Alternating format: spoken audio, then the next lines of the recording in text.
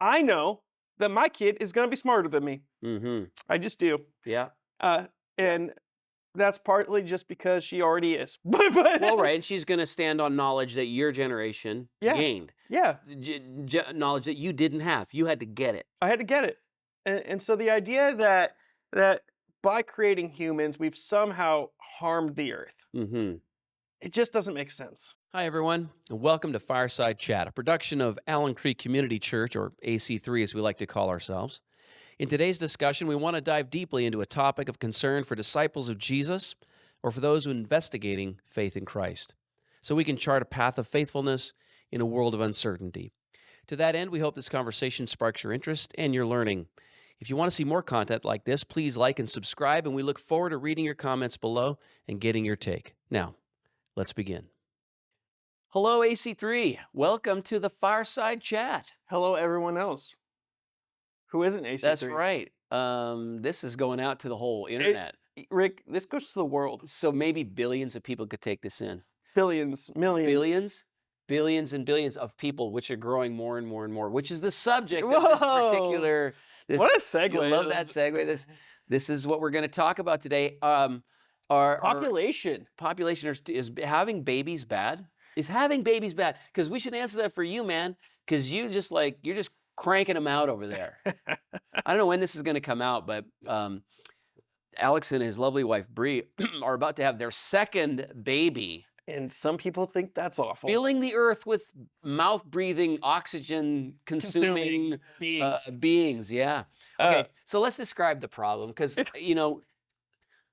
especially in the younger generation, you're probably seeing this with students. They have the vision of growing up and having a family with 2.5 children. It's significantly less. It's significantly less. Why on earth? I mean, that was like the dream. It was so interesting, man. I was sitting with a college kid, and he asked me a very honest question, and he said, "Do you think having kids is wrong?" Wow. And he's a Christian. Yeah. Like, he's a Christian believer. Yeah. He loves Jesus. He understands the mandate to go and be fruitful and multiply. Yeah. But he's like, bringing a kid into this world, Mm-hmm. is that good? Now, did he say that from the perspective of it's so politically bad, he might die in wars, he or she, my child, might be exposed to this terrible post-Christian apocalyptic cultural landscape, or what was his concern? Or was it something else? Was it environmental, I guess? It was both and. It was both, okay. It was a both and. So, yeah, he was worried about the political culture, the political climate, the political everything. The post-Christian world, yes. He was also worried about economics. He was worried that his kid would not be able to afford a home. Yes. Be able to, have a fruitful life. Yes. He was also concerned about whether or not his kid would have a flourishing life. Right. Because the idea that more people in the world means less the for everyone else. Zero-sum game. Yeah. More people, set amount of resources, therefore diminishing per capita. Kind of the Malthus ideal. Right? Okay, so who's Malthus? Thomas Malthus was a priest and sociologist back in, I don't remember the year. It was late 1800s, I believe. Late 1800s, and he had this idea, which was Malthusianism, right? He became known as that, Malthusianism, yes. But the idea was that as population increased, so does food consumption and food production. So as humans increase, so does food production, food consumption. But that the world, the earth, is a set resource, meaning that it can only produce so much food. That there will become a point, in his mind was 1 billion people, would be the point where the population would outweigh the world's ability to produce food. And while he was obviously wrong, because there's 7 billion people, and as you've talked about, there's more food than ever before. Right. Some of these younger people are still in that mindset of, well, if population goes up, the earth can't keep up. It's just a total zero-sum game. Yeah. Well, okay, that's fascinating because, Malthus got, the reason why that's still in the consciousness of young people, and maybe more so, is not just because the population just keeps growing. but because it got a super boost. 1968. Do you remember this? You don't remember this. I don't but remember this. this. is way before your time, but you might remember Do the you? book at least. Well, I read it in high school. So the book was The Population Bomb by Paul Ehrlich. And it was 1968 is when it came out. So a year after I got born, I was born into this world there where Paul Ehrlich is describing just post-apocalyptic nightmare because too many mouths to feed.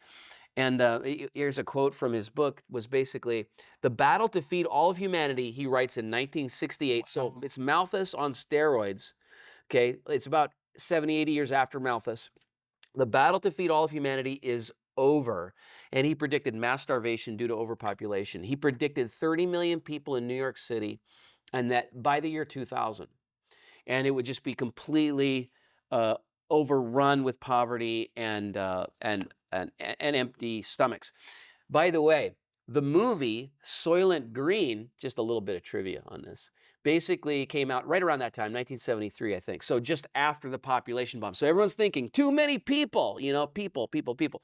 And by the way, there was reason to be concerned, right? Because the population growth for the planet was basically from, prehistoric times, right? And it's just like creeping up. Maybe 50 million at the time of Jesus, from zero.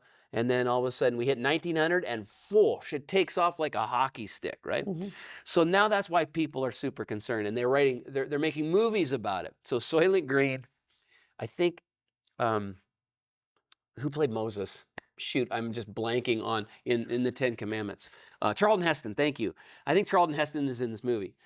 And so the movie is basically about a New York City that's completely overrun. There's too many people.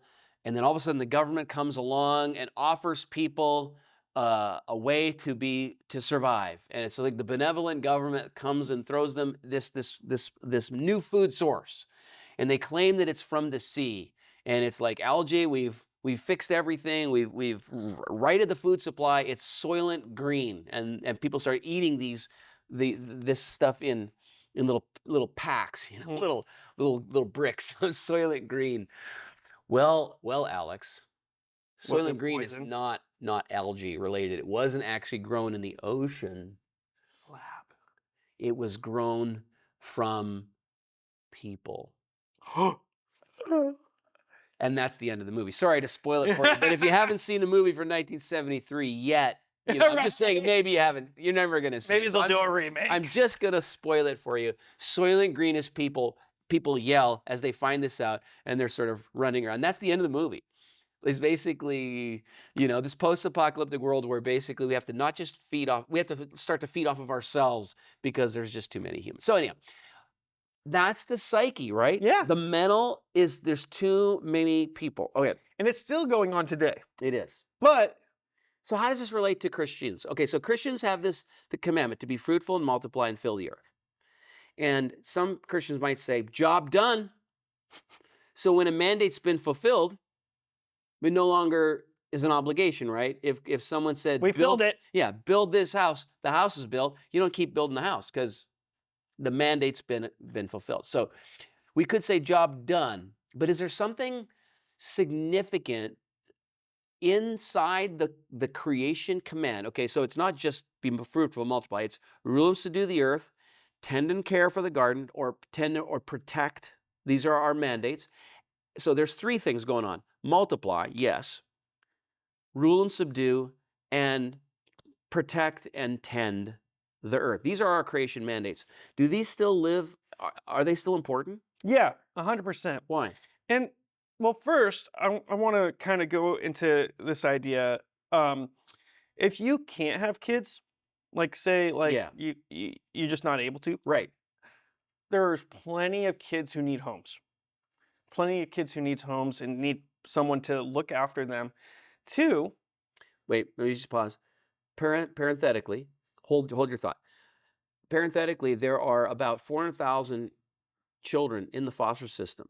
Yeah. That's one child for every church. There are about 400,000 churches in America. So just saying, there's plenty. So the church could solve this issue. The church could solve the foster crisis. Go ahead. Okay, so do that. Anyway, second thing is what those commandments are is be fruitful and multiply, rule and subdue the earth, and tend to it, right? Mm-hmm. Well, maybe in this article that we read kind of states is that young minds are the reason that we've been able to defy doomsday. Oh, yeah. That young minds are the ones that are going to come in, look at a problem, say, how can we fix that problem? Yeah. And Yeah, they've been ingenious about that. yeah. And so I know that my kid is going to be smarter than me. I just do. Yeah. And that's partly just because she already is. Well, right. And she's going to stand on knowledge that your generation gained. Yeah. Knowledge that you didn't have. You had to get it. I had to get it. And so the idea that by creating humans, we've somehow harmed the earth, it just doesn't make sense. Right. And not only that, but as a result of this idea being pushed, we're already seeing a decrease in population. Right. So this is why, okay, so that's a great segue. So this is why it used to be like if you heard somebody say, hey, the population decline is a problem, that you could have guaranteed that person was either right-leaning or a Christian. Right. Because of the creation mandate. But now left-leaning people, or just people, not associated with Christianity and our impulse to believe in the inherent goodness of procreation, you're hearing those people, excuse me, you're hearing those people sound the alarm. The Washington Post, New York Times, The Spectator, all these are kind of, left-leaning, certainly secular rags. They're not Christian publications by any stretch. And they're all describing the problems with a population bust. Not a population boom, but a population bust. So, Alex, the average, so to sustain a population, everyone says that you need about 2.1, on average, 2.1 live births per woman. Okay? So, in America right now, guess what the average is? I would probably guess between 0.5 and 1. Yeah, it's a little more than 1. 1.5? Yeah. Okay. Okay. And going down. Okay. Yeah, that's the trend. The trend is it's crashing. In the 1950s, it was 3.1. Okay. So now we're down to 1.5. So we've long ago, so probably about 10, 15 years ago, we passed sustainability. But see, we're not the only country or culture that's done that. Japan's way ahead of us, like way ahead of us. They got like just over 1 live birth per woman. So they're shuttering Isn't China schools. dealing with that? They're shuttering elementary schools. In Western Europe, the same thing. So they're sounding the alarm so much, Alex, that, like, for example, there was a thing in Denmark. It was "Do It for Denmark." Yeah. And, I heard about this. okay, did you hear about this? So weren't they were gifting people who were trying to have kids. They were like, hey, you can stay at this resort, make some babies, and then we will pay for the thing. If you produce a birth certificate of a live birth 9 months or thereafter, we will retroactively pay for that entire vacation. That's wild. You take a week at this vacation, you make a baby there. Yeah, so that was the Do It for Denmark campaign. Now you say, why would a government want to inspire its people to have children? Because population. They see the problem, right? And just to frame it for everybody, if you're sort of still in this mindset, we got to have less people. Just think about this: is that if everybody reduces down to 1 child per family, so a man and a woman each have 1 person, you can see that halves the population. But not only does it halve the population in a short period of time, but it also puts retirement security of 4 grandparents on the shoulders of 1 grandchild, right? If now you go multi-generational, 1 child per family, just let's say, on average, then 2 parents have 1 kid. Their kid hooks up with another kid from another 1-parent home. These 2 kids hook up and they have 1 kid. So now that 1 kid is responsible for the retirement security of not just their 2 parents, but 4 grandchildren or 4 grandparents, because they only ever had 1 kid. And you can imagine that puts further downward pressure on the birth rate, Alex. Because if I'm responsible for the retirement security of 4 people, that's going to garnish my income, either if I'm paying for it directly or indirectly through a social safety net. Right. If the government is caring for all the old people, I'm still paying for it, and I'm in increasing numbers taxes. in taxes and other sorts of garnishments. So if my wages are going to be garnished, guess what I'm not going to be motivated to do? Have kids. Have babies. It turns out. So it just turns into a death spiral. And guess who's sounding the alarm on that? China. Oh, 100%. Because they were like at the point where you couldn't have certain kids, right? You couldn't have. They had a one-child policy. They were forced abortions. That's wild. Yeah, if you're in certain areas. If you're in agricultural areas, you were allowed to have up to 2, I think. Now they've completely, as far as I can understand, someone fact check me this in the comments, okay? Fact check me on this. But I think that they have completely lifted the one-child policy. That I believe they have. There's no place in China where you can have more kids if you want. And in fact, someone told me, was it you? No, it's Scott. Sorry, one of our elders who's done a lot of work, business work in China, said that in China, not only have they lifted the one-child policy, they have lifted the cultural expectation that the son must carry the father's name through the father's line. That now he can carry the mother's name. So the mother is encouraged to potentially have more than one male suitor. So that alleviates the need that she has to only have one male suitor. And what's amazing about that is that there are about 30 million extra males in China because of the forced one-child policy. And why do you think that is? So if you can only have one kid and all your other kids have to either be aborted or you just can't have them, then that turns into sex selection, gender selection for parents. And in a very patriarchal culture like China is, they want men. So I can only have one baby. So I'm going to have a boy. I'm going to have a boy. To carry on my lineage. So that's why they've tried to break the lineage issue.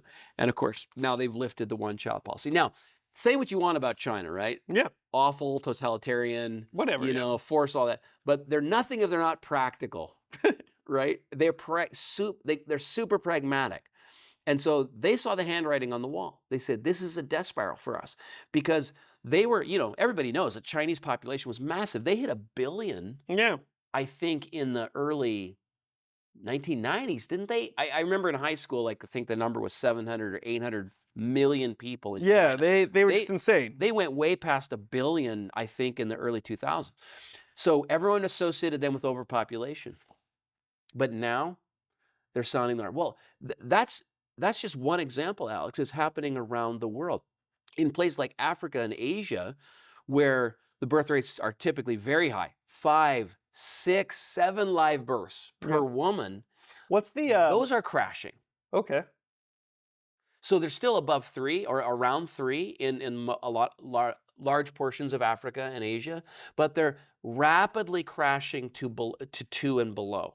And I read one statistic, and again, fact check me on this, but I think one projection predicts that the birth rate for a woman, live births, will be under 1.5 in the West, and in Asia and Africa, it'll be like 1.7. So in all places in the world, below replacement. Wow, that's wild. It is, because here's the population. I don't know how you read a graph. Sorry, everybody, it's going to be backwards for you. Here's the population graph, right? Time of Jesus, 50 million people maybe in the entire planet, 50 million. 1900, well, Malthus shows up, just about 1 billion. And then the 1900s, full like a rocket ship. It goes like this, and that's what everyone's thinking. This is unsustainable. It probably is. But what's happening is it's cresting. So it's still going up. Like a cresting curve can still go up, but it's going up much slower. And now we can actually see the apex. And so if we see the apex, it's probably around 10, 12 billion. Wow. And when that happens, what happens on the other side? Right. And what people are fearing is that once you get into a negative population spiral, you don't get out of it. Right. Like, in other words, Can like you we keep talk up? about all those negative pressures mount until now you can't recover. Right, because if you're all alone, right, and you're having to take care of your parents and grandparents and all of that, because on top of that, medicine's getting better. There's a lower mortality rate in infants. There's, at least here in the United States. Around the world, it is. Yeah, and so now you're dealing with older people remaining older, but they can't care for themselves. So you got grandparents living longer, and great grandparents that you're taking care of. You're all by yourself. Are you going to want to find a spouse and go and have 2.5 kids? right? And it's like, no. And then on top of that, I got these young people asking me if it's even ethical to have a kid. Yeah. And well, let's address that from just the sheer environmental perspective on it. One, and again, this is not data that's just from Christian sources that are obviously procreation friendly. Why are we procreation friendly, Alex? The Christian? Yeah. Why are Christians procreation friendly? Because God has called us to it, and we love humans. Yeah, humans are made in the image of God. Humans are despite our fallen nature, are good. Are good. We belong here. We matter. Yeah, we matter, and we were actually made to be sovereign over the creation. Yeah, and we were made to rule and subdue the earth. And right, exactly. So, what I think we have to break. So you're asking about the young person. I think what we have to do in the church is break us of the conviction that somehow our activity in the earth is inherently exploitive. I write about this in my book, by the way. Ooh. Yeah. So when I talk about two falls and I talk about the problem of natural evil, I really address this issue in young Christians. I say, listen, a lot of young Christians are kind of moving into this mentality that for the sake of the environment equals good, human equal bad, and any interventions in nature are automatically bad, and that's just not true. That presses into the Gaia cult. The Gaia cult is this belief that nature is just a nurturing mother, and all she wants to do is just have peace and tranquility for all her little children, all the birds and the bees and all the and the only problem is humans. The man, it's Bambi. Man has entered the forest. So yes, it's true that we can have exploitive impacts on nature. There's no question about that. But that we are inherently exploitive is just not true, and especially as we grow. I'll give you an example. And again, this is the kind of the case I think we need to make to young people who are thinking, do I have babies or not? We say, just because we grow doesn't mean that we automatically have harmful environmental impacts. For example, the birth rate was obviously massive in the United States for the last 100 years, and slowing down big time now. But during that time, when we grew, like the population of the United States went from 100 million to 350 million, guess what? Guess what else grew? The forest. Forests. Forests grew. We have 1 million more acres of forests in the United States now than we did in the year 1900. Why would that be, Rick? Because of different resources. So we used to use trees. We used to use them not just to build our homes. We used to use them to heat. Like 90% of all heat was done with wood. Yep. So when we went to gas. We went to gas. We went to natural gas and to petroleum-based energy. Well, we stopped using trees. So to your earlier point, you said, well, young minds will actually be clever. And innovative. And they'll be innovative, and they will solve things, and will use different resources. So what no one in 1900s could even have contemplated, they could have maybe imagined petroleum could have done some cool things. They were just starting to think this could be a resource. Because by the way, in nature, petroleum is awful. It's just this black tarry goo, and it was a nuisance until someone said, somebody's baby grew up and said, we could maybe use this. Right. There's energy, incredible amounts of energy stored in this black goo, and it could transform the world, and it did. But see, now we've got nuclear energy. That's something that no one could have imagined. But someone's baby did. Someone's baby imagined it. And just that would change the ball game when it comes to resources, because not only is nuclear energy, like you talk about how much, if this was wood, how much energy is stored in this? Well, if I have petroleum, I only need like a teaspoon to equal the same amount. Okay, and now if I have uranium, it's a microscopic. Yeah, I was about to say, it's literally atoms. It's literally atoms to produce the same amount of energy. So I think that we talk ourselves down from the apocalyptic thinking about resources, because guess what? There is now we're producing about 3,000 calories a day per person on this planet. And that's 7 billion people per person. That's wild. So Malthus was right about the fact that when population increases, Food supply increase. will increase, but he was wrong that there's a cap. Yeah, because people become innovative, right? We become innovative. I thought this was such an interesting quote from the article. We just basically talked about it, but it's this productivity growth can take the world in directions that are benign for the physical and social environments. Whoa, whoa, whoa. Say that again. That's so important. Productivity growth can take the world in directions that are benign for the physical and social environment. Right. That's so good. So nuclear energy would be an example of that. The carbon footprint of a nuclear power plant is exactly 0. Yeah. Well, I mean, after you've built it, right? Yeah. You build it with big diesel things, but once you've built it, the nuclear reaction that's happening inside that reactor has exactly no carbon output whatsoever. It only has heat, and then of course the waste when it's done. So yes, it's true. We got to do something with that waste, but we're talking about, here's my uranium supply that's been spent. Do something with it, right? We talked about, they've talked about burying it, which they've done.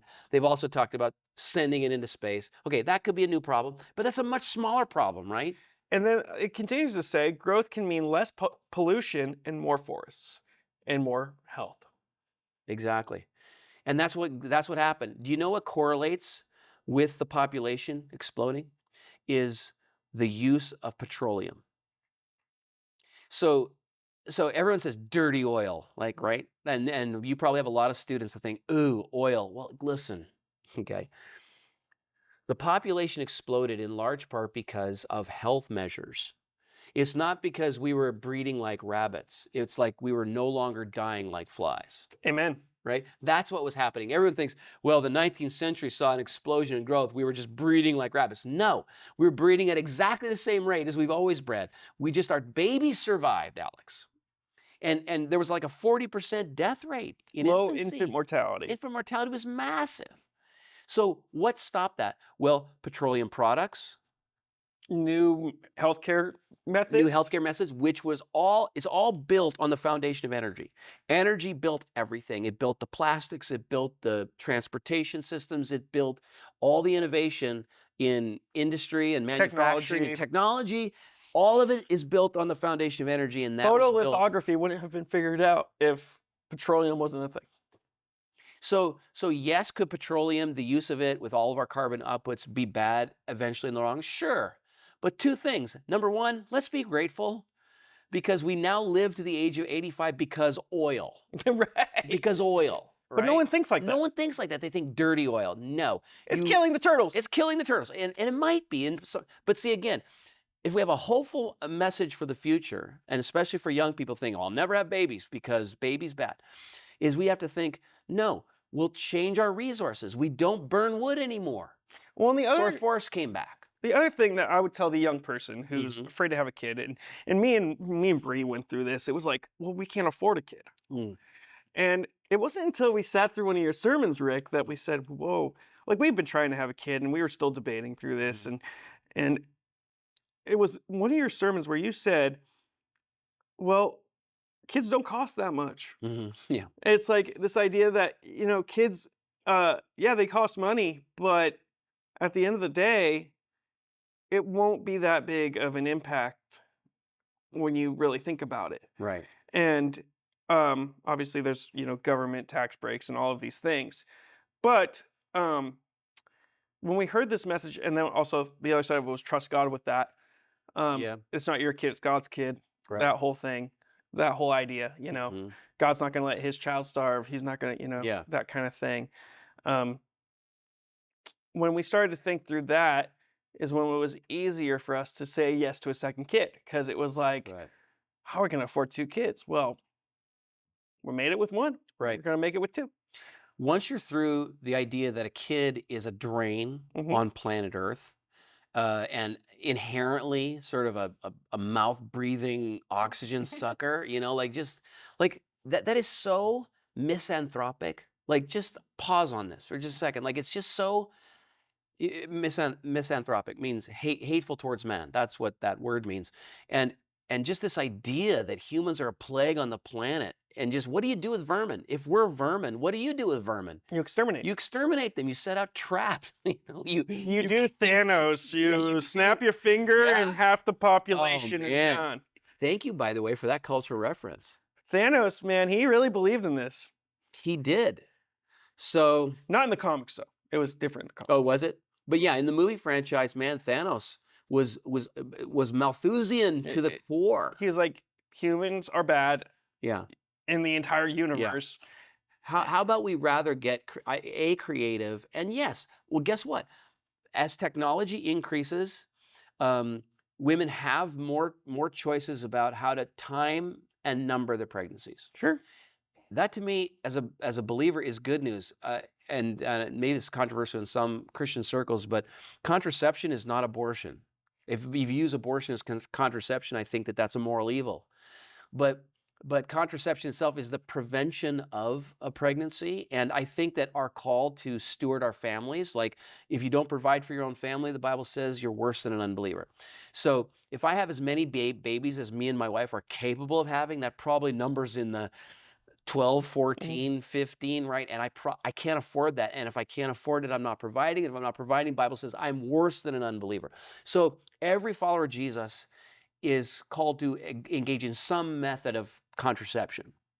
To have as many babies as you're capable of having is not a moral good, right? And so we plan our families. That's good. We can do that through natural birth control, and that's a wonderful thing. And so as we're having those technologies more widely available, guess what? Birth rates are coming down, and that's not necessarily terrible. But if they crash. That's it. And we're not just seeing more responsible, like let's say going from 6 births per woman down to 2 or 3. We're seeing ideologically people are hostile to the very idea. Well, yeah, and what does that preach, right? It preaches this idea that humans, again, are bad. Yeah. And if we're just oxygen suckers, where's the compassion? Right, exactly. And the idea that yeah. It becomes Dawkins-like. It becomes this idea that it's, well, that homeless person, I mean. Right. Yeah, they're kind of taking up space. So I guess if they die. Yeah. Versus the church's response is like, that person matters. Right. No. Right, exactly. So you can just see, like, some people, if they take the place of God in this, like governments could be very Malthusian, and that would make them very terrifying. Yeah. Just terrifying. Population control, just think about it. A bunch of things would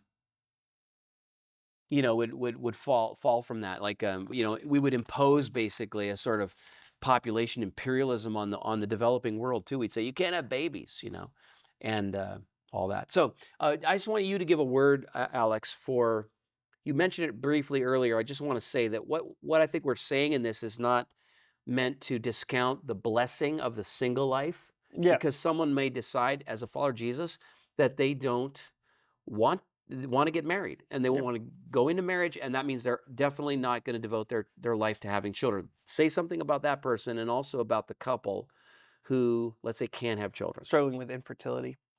So for that person who's doing the single life, I mean, Paul says it's better to remain single than to get married or to burn with, better to marry than burn with passion. Better to marry than burn with passion, but better to remain single. Yes, if you can. If you can. Yeah. And there's a blessing to the single life. There's a blessing to the singleness. And you have opportunity to do a lot of ministry if you're single. Yeah. I mean, if you're single, you have a lot of opportunity and less time constraint because you do not have this moral obligation to your family. Right. So you have this ability to minister to many kids, many people, many things. Mm-hmm. And you have the opportunity to raise up a generation. Spiritual children. Yeah. Right? And then to the person who is struggling with infertility, if you want children, the foster care system, guys, is so full of kids who are desperate. My youth group is about 75% adopted kids. Wow. And that's just a result of our church, a result of our church being really awesome. But we have some foster kids too. And man, I sit there with these foster kids, and there was one kid in particular who, she said, my mom didn't want me. And I just went, man, to imagine a couple that is struggling and wants a kid, Yeah. and then here's a kid who's struggling and wants a family, and to see them get put together, and of course there's struggles. I mean, Absolutely. foster kids, you've done Yep. it, and there's a ton of struggles there. But to see this middle schooler finally get adopted into a family that says, "I choose you. Yeah. You get to resemble our Maker. Yes. You get to resemble Who's God. adopted us all. He's adopted us all, Yeah, and so great. and you get to resemble God in this moment where you say, you have a home, Mm-hmm. and I will take care of you. Yeah. And yes, you're gonna sin, and yes, you're gonna fall short, and yes, you're gonna do things that I'm not proud of, Mm-hmm. but I love you, Yeah. and I'm gonna accept you." And for that family that is, they really want their own kid. I get it. I get Mhm. it. But Yeah. there's also kids who are in desperate need of a loving family, and they're good kids. Right. They're really good kids. Now, there's one more category, and that would be couples who are married and uh, not that they're infertile, but they could likely have children, but decide not to. Sure. So I guess let me thread the needle on that. Okay, I think that there should be a Christian bias towards the normal function of a couple being that they procreate, Sure. because it's in harmony with the creation mandate. Rule and subdue the earth, be fruitful and multiply. And there's something inherently good about Sure. humans because we're made in the image of God. And our Christian children, Paul says this in 1 Corinthians chapter 7, there's some sanctity that is coming into the world because of Christian children. And yeah, we make disciples by persuasion evangelism. We call people into Christ. That would include our own children. But there's a strong likelihood that children raised in a Christian home become Christians and they become culture makers. And you can bet that if Christians stop having children, Yeah. that they stop having they stop having as big an influence on the culture as they would have otherwise. So I think there should be a bias in that direction.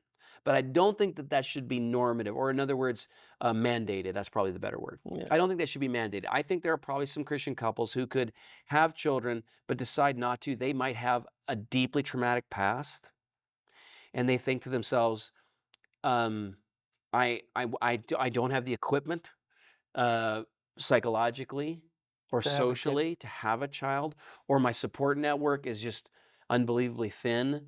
And so, in other words, I think we should have grace in those situations. There are going to be some Christian couples that's just the choice that they make, and for good reasons. I think there should be a bias because of scriptural reasons in the direction of procreation.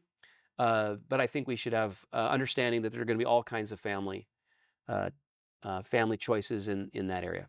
So anyhow, there's me threading the needle on that one. Yeah, no, 100%. And again, God has called us to love people, and Yep. it says, "Love God, love people." 2 great commandments. So, loving people can be your own ministry. Yep. So, I'll end with a quote from this article. end with it. This is why a lack of new humans is not good news, and why I'm happy to see that some mainstream publications are starting to realize this, even if the population bomb still haunts their comment section, and I would say still haunts the thinking of some of our young people. So we can push back on that, I think, because guess what? A human made in the image of God is an inherent good. Boom.